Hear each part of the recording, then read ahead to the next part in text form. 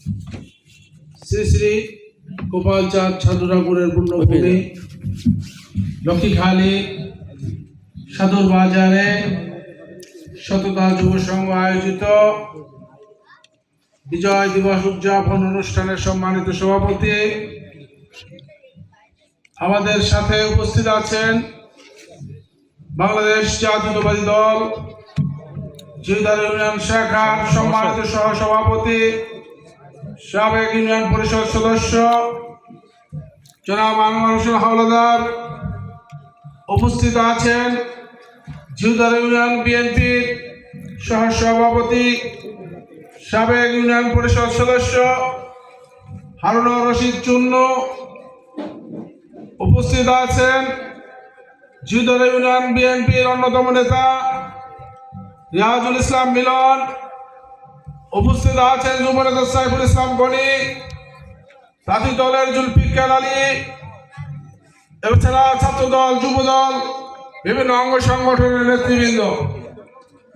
প্রিয় উপস্থিতি, প্রথমেই আপনাদের কাছে একটু ক্ষমা চেয়ে নিচ্ছি এই কারণে, যেহেতু আমাদের এই অনুষ্ঠানটা থাকা উচিত ছিল, থাকার ইচ্ছাও ছিল, কিন্তু আমাদের মোরেলগঞ্জ শরণখোলা বাগেরহাট 4 নির্বাচনী এলাকার বারবার বিএনপি থেকে মনোনয়ন প্রাপ্ত দুর্দিনের বিএনপির কাণ্ডারি জননেতা, মাটি ও মানুষের অহংকার কাজী খায়রুজ্জামান শিপন ইতিমধ্যে জিউদারা সেজনশীল উচ্চ মাধ্যমিক বিদ্যালয় প্রাঙ্গণে একটা মনোজ্ঞ সাংস্কৃতিক সংগঠনের অনুষ্ঠান আয়োজন করেছে। সেখানে উপস্থিত হওয়ার কথা, যেখানে সভাপতিত্বের দায়িত্ব আমার উপর অর্পিত হয়েছে, তাই আপনাদের এখানে যথেষ্ট সময় না দিতে পারার জন্য আমি আন্তরিকভাবে দুঃখিত এবং আপনাদের কাছে ক্ষমা প্রার্থনা করছি। প্রিয় ভাইয়েরা, অনেক কথাই আছে। দীর্ঘ 17 বছরের নির্যাতন, জুলুম, অত্যাচার সারা বাংলাদেশে হয়েছে, কিন্তু জিউদারা ইউনিয়নে দীর্ঘ 17 বছরের জুলুম অত্যাচার হয়নি। জিউদারা ইউনিয়নের জুলুম অত্যাচার হয়েছে 1996 সাল থেকে। এখানে হিন্দু এলাকা, আপনাদের মনে থাকা উচিত, সমাদার খালিদে শ্রী শ্রী জিউদারা কালী মাতা মন্দির প্রতিষ্ঠিত, সেই মন্দিরের পুরোহিতকে হত্যা করে খান পরিবারের আমার বাবা, আমার চাচা, আমার ভাই, আমাকে সহ আমাদের পরিবারের 8 জনকে আসামি করে সেই থেকে নির্যাতনের স্টিম রোলার চালু করেছিল জনাব হাবিবুর রহমান সাহেব। কালাম মেম্বার, মুশাররফ মেম্বারের নেতৃত্বে সেদিন তারা সুধাংশু ঠাকুরকে হত্যা করলো। হত্যা করে ক্ষান্ত হলো না, আমাদের পরিবারকে নিশ্চিহ্ন করার জন্য অস্ত্র মামলা দিয়েছিল। ডাক্তার মোজাম্মেল হোসেন সাহেব তখন মন্ত্রী ছিল। সময় স্বল্প, বিস্তারিত বর্ণনা দেওয়ার সময় নেই, পরে আবার যদি আপনাদের সাথে দেখা হয় তখন আবারও কথা হবে। কিন্তু যুগে যুগে দেখা গেছে, সময়ের ব্যবধানে দেখা গেছে, এই জিউদারা ইউনিয়নের হিন্দু সমাজের পেছনে, হিন্দু সমাজের পাশে আমার পরিবার দাঁড়িয়েছে, আমার বাবা দাঁড়িয়েছে, আমার চাচা খান মোজাম্মেল হক দাঁড়িয়েছে।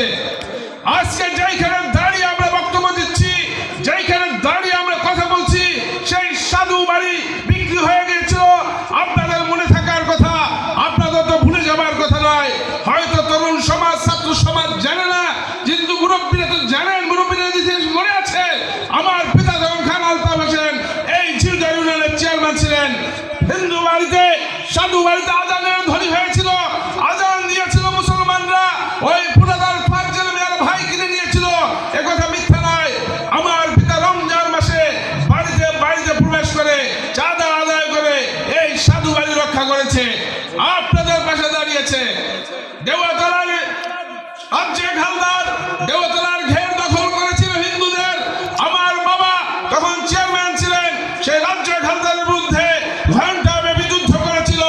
বাবু অম্বরীশ চন্দ্র হালদার, আমার শ্রদ্ধা ভাজন কাকা, আজকে দুনিয়ায় বেঁচে নাই। তিনি থাকলে আজকে তিনি আপনাদের সামনে বলতেন, যেদিন যদি বাবু অম্বরীশ হালদারকে ওরা ধরতে না পারতো, ওরা তাকে হত্যার হুমকি না দিত, তা আমরা পরাজিত হতাম না। আমরা তাকে রক্ষার জন্য সেদিন ওদের কাছ থেকে আমরা একটু পরাজিত হয়েছিলাম প্রথম দিকে, কিন্তু পরবর্তীতে মামলা মোকদ্দমার মাধ্যমে সেই দেবতার ঘের রক্ষা করেছে আমার পিতা। আমরা তো জিউদারা হিন্দু সমাজের সাথে আছি, হিন্দুদেরকে আমরা কখনো আলাদা করে দেখি না, হিন্দুদেরকে কখনো আমরা আওয়ামী লীগ ভাবি না, হিন্দুদের উপর আমরা কখনো অত্যাচার করি না। কিন্তু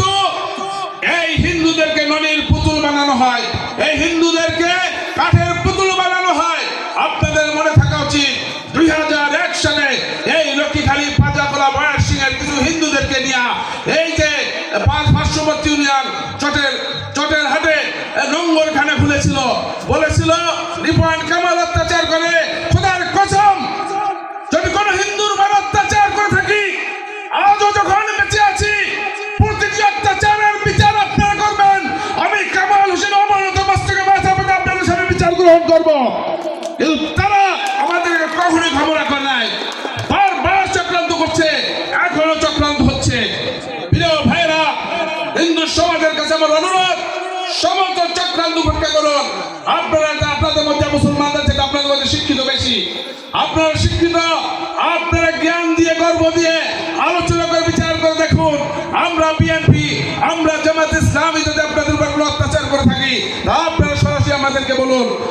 আজকে আওয়ামী লীগ আপনাদের উপর সব অত্যাচার করেছে, আপনাদেরকে যেভাবে জিম্মি করে রেখেছে, আমরা ওইভাবে জিম্মি করতে রাজি না। আমরা আপনাদের মুক্ত করে দিয়েছি, ভোট আপনাদের অধিকার, যাকে ইচ্ছা তাকে দেবেন, এমপি নির্বাচনে যাকে মন চায় তাকে দেবেন, ইউনিয়ন পরিষদ নির্বাচনে যাকে মন চায় তাকে দেবেন, কিচ্ছু আসে যায় না।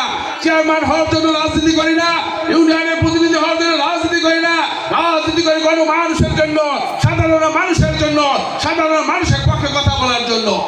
এই লোকটি খালি ছিল আওয়ামী লীগের দুর্গ, তারা এখনো বেঁচে আছে, তারা পালিয়ে যায়নি।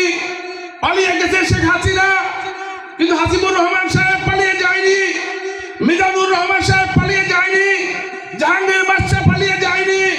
তারা বিভিন্ন রকমের চক্রান্ত করতেছে। ছোট্ট একটু চক্রান্তর কথা বলে যায়। কিছুদিন আগে এনায়েতের সাথে আর হাসিনার সাথে মনোমালিন্য হয়, গন্ডগোল হয়, মারামারি হয়, সঞ্জুর বাড়ি লুটপাট করে, অথচ সেখানে মামলা হয় হাসিমের সাথে, হাসিমের ফুয়াদ ভাইয়ের সাথে। আমার ছাত্র দলের নেতা আলমানকে আসামি করেছে, আমার যুব দলের নেতা ইদ্রিসকে আসামি করেছে। আওয়ামী লীগের সাথে কেন আমরা আসামি হব? আমরা যদি সন্ত্রাস করে থাকি, আমাদেরকে আলাদা করে তোমরা মামলা দাও, আলাদা করে বিচারের কাঠগড়ায় দাও, আমরা তোমাদের বিচার মেনে নেব। কিন্তু আওয়ামী লীগের সাথে আমাদের কোনো অংশ নাই, সন্ত্রাসীদের সাথে আমাদের কোনো অংশ নাই, সন্ত্রাসীদের সাথে আমাদের কোনো মামলা নাই।